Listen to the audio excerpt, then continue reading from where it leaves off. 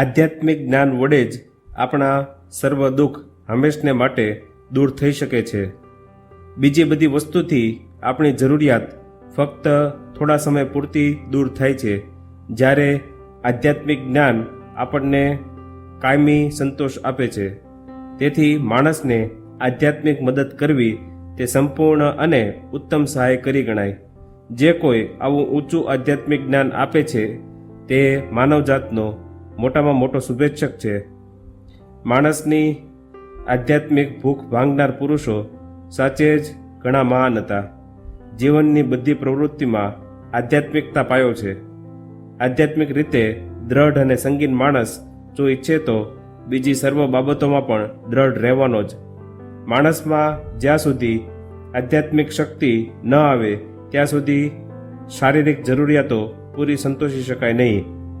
આધ્યાત્મિક સહાય પછી બૌદ્ધિક મદદ આવે છે, અને અન્ન અને વસ્ત્રની મદદ કરતાં જ્ઞાનની સહાય એ વધુ ઊંચી છે. માણસને જીવતદાન આપવા કરતાં પણ એ વિશેષ છે, કારણ કે માણસનું ખરું જીવન જ્ઞાનમાં સમાયેલું છે. અજ્ઞાન એ મૃત્યુ છે, જ્ઞાન એ જીવન છે.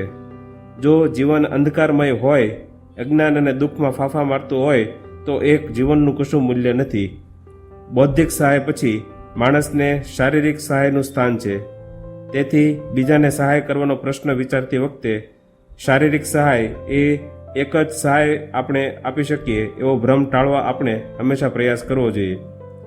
મદદની એ છેલ્લી ભૂમિકા છે એટલું જ નહીં, પણ એનું મૂલ્ય ઓછામાં ઓછું છે, કેમ કે શારીરિક સહાયથી કાયમનો સંતોષ પ્રાપ્ત થતો નથી. હું ભૂખ્યો થાવ ત્યારે જ પીડા થાય છે, તે ખાવાથી સંતોષાય છે, પણ ભૂખ ફરી લાગે છે. મારું દુઃખ તો જ દૂર થાય જો મારી સર્વ જરૂરિયાતો પૂરેપૂરી રીતે સંતોષાય. એમ થાય તો ભૂખ મને સતાવશે નહીં, કોઈ દુઃખ કોઈ શોખ હલાવશે નહીં.